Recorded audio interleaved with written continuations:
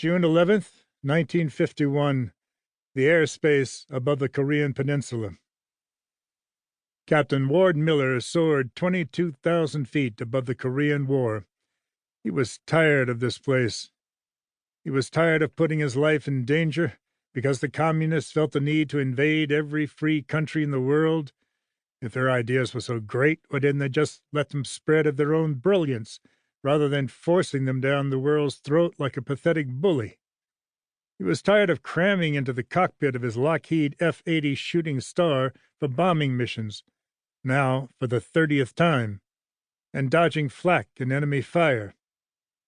He was tired of knowing he needed to do it 70 more times before military policy would rotate him back to the States. 100 missions was the magic number. He was tired of his promotion to operations officer, which sounded flattering, but meant he had to do more paperwork and fewer missions, which only prolonged how long he had to stay in the war. He was tired of the Korean weather, which was hot and humid as a sauna one minute, and producing torrential downpours the next, all of which also slowed down how long it would take him to finish his 100 flights. He was tired of the yes-sirs and the code words and the intelligence briefings and the boredom trailed by near-death exhilaration, as if military culture were trying to do to him what the communists couldn't. Most of all, he was tired of being away from Barbara and their life in Oregon. He was a veteran of the Army Air Forces in World War II, studying nuclear physics at Reed College in Oregon. Life had seemed bright. He and his beautiful, faithful, feisty bride had just welcomed their little girl Adrian into the world. Because they had no money, he had joined the Portland Air Force Reserve Unit. And why not? The war to end all wars was behind them. At the time, the Korean Peninsula was still one country.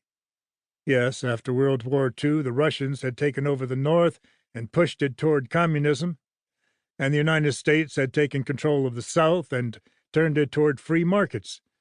But it was still one country. Then the communists decided to invade their free kin to the South.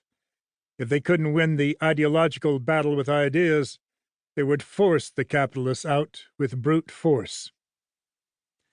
So the U.S. military mobilized to defend the South, and Ward got the call to fight in another war. Instead of watching little Adrian toddle around the house, try to form words, or finger whatever piece of discarded food she could find on the floor, he was rocketing over a Florida-sized peninsula of misery.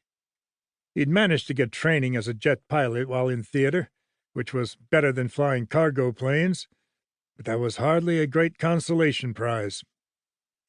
He radioed the tower for the all-clear. The response crackled back. "Proceed. Weather over target spotty.